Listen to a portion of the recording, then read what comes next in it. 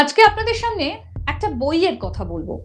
বই, যে বই পড়লে জ্ঞান অর্জন করা যায়। আর এই পৃথিবীতে এমন কিছু বই রয়েছে যেগুলো দুষ্প্রাপ্য। তার মধ্যে কি লেখা আছে সেটা জানার চেষ্টা মানুষ করেই থাকে। বেশ কিছু বইয়ের পাঠোদ্ধার আজও করা সম্ভব হয়নি। তাতে কি লেখা রয়েছে এটা জানার চেষ্টা মানুষের চিরন্তন থাকে। এইরকমই একটা বইয়ের কথা আপনাদের সামনে আজকে তুলে ধরব। জানেন সেই বইটার দাম কত? সেই বইটার নামই বা কি লেখা আছে এই বইতে? আমরা সবাই জানি পুস্তক বা বই হচ্ছে জ্ঞানের ভান্ডার। এই বইতে এমন কি লেখা আছে?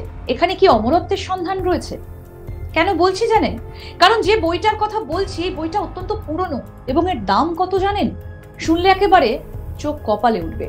বইটার দাম প্রায় 7 কোটি টাকা। বললে হয়তো অনেকেই বিশ্বাস করবেন না, কিন্তু সত্যি এই বইটার দাম উঠেছে নিলামে প্রায় 7 কোটি টাকা। কোন বইয়ের কথা বলছি? কেন এই বইটার কথা বলছি? কি রয়েছে এই বইতে? সবটাই জানাবো। আর জানতে হলে দেখতে হবে আজ তাক বাংলার ইউটিউব চ্যানেল। সাবস্ক্রাইব করুন, নোটিফিকেশন পেতে বেল বাটন অপশনটা প্রেস করুন। এই পুরনো বই, তার দাম প্রায় 7 কোটি টাকা। অনেকে হয়তো বিশ্বাসও করবেন না, কিন্তু জানেন এই দামেই বইটা কিন্তু বিক্রি হয়ে গেছে। আর এই বইটার নাম হয়তো অনেকেই শুনেছেন, কারণ এটা গোটা বিশ্বের মধ্যে খুব পরিচিত, চর্চিত একটা বই। আর এই বইয়ের যে সমস্ত ক্যারেক্টাররা রয়েছেন তারাও কিন্তু আমাদের কাছে খুবই পরিচিত এক একজন। এই বইটা ভূতের বই হিসেবে পরিচিত। কি শুনে কি গায়ে কাটা দিচ্ছে? এই বইটা প্রথম কবে ছাপা হয়েছিল জানেন? 1818 সালে। সেটা বিক্রি হচ্ছে 7 কোটি 4 লক্ষ টাকায়। ভাবতে পারছেন? ভূতের বই হিসেবে পরিচিত যে বইটা, সেটা 7 কোটি টাকারও বেশি টাকায় সেটা বিক্রি হচ্ছে। 1818 সালের অনেক বই যেগুলো গোটা বিশ্বে সমাদৃত আজও।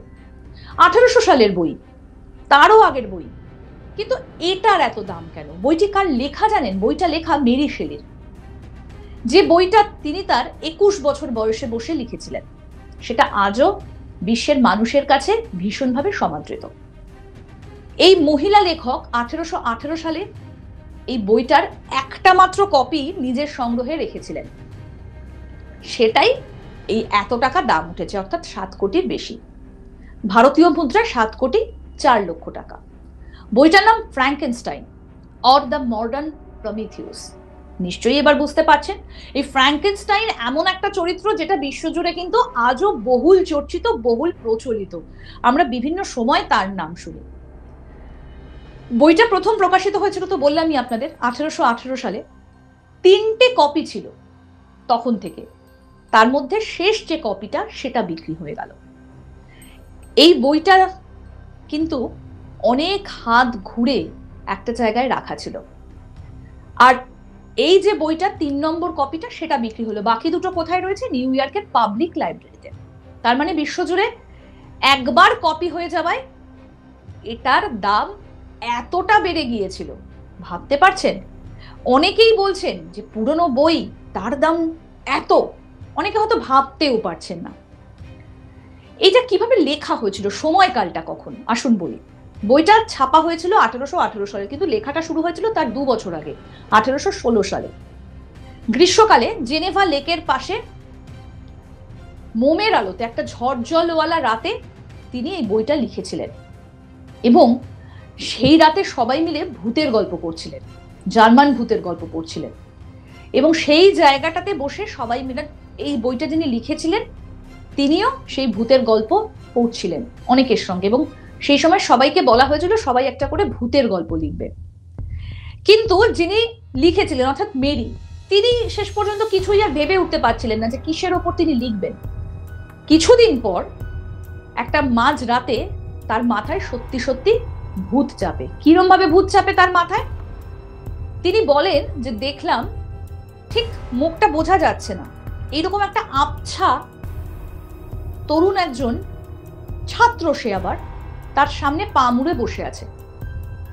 তিনি বলছেন যে তাকে দেখতে মানুষের মতো, কিন্তু মনে হচ্ছে কুৎসিত। কি আশ্চর্য যে তার শরীরে কোনো বল নেই, শক্তি নেই, কিন্তু প্রাণের স্পন্দন আছে, সে জেগে উঠছে। এইরকম ভাবে মেরি লেখাটা শুরু করেছিলেন। 1 বছর ধরে তিনি চেষ্টা করলেন সেটা লিখতে, তারপরও কিছুটা থেকে গেল।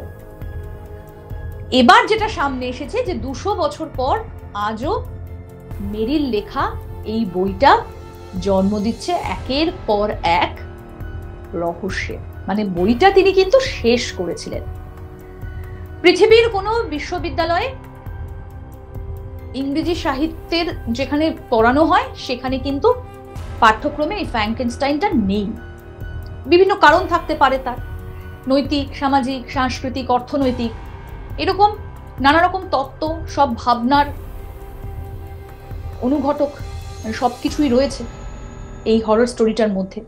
আর কাহিনীর মূলে হচ্ছেন একজন তরুণ বিজ্ঞানীর নতুন প্রাণ সৃষ্টির অসাধারণ কীর্তি। তাই স্বাভাবিকভাবেই এই বইটাকে অনেকেই সমালোচনা করেছেন।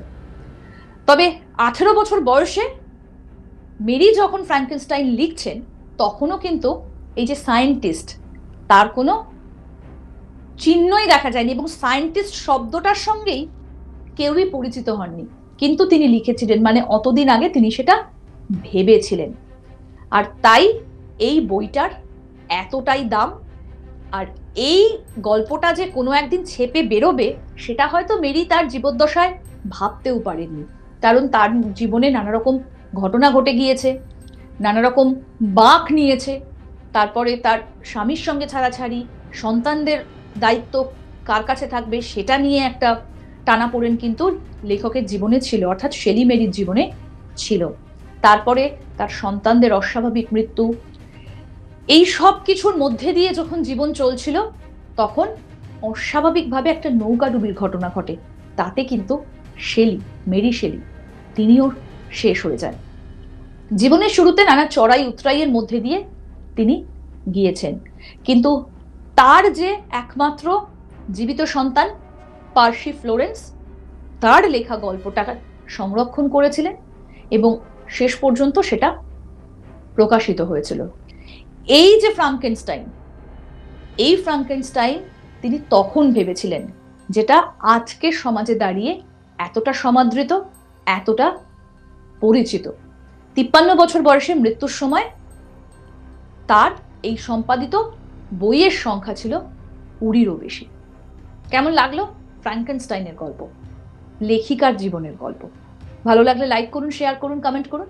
দেখতে থাকুন আজ তাক বাংলার ইউটিউব চ্যানেল, সাবস্ক্রাইব করুন।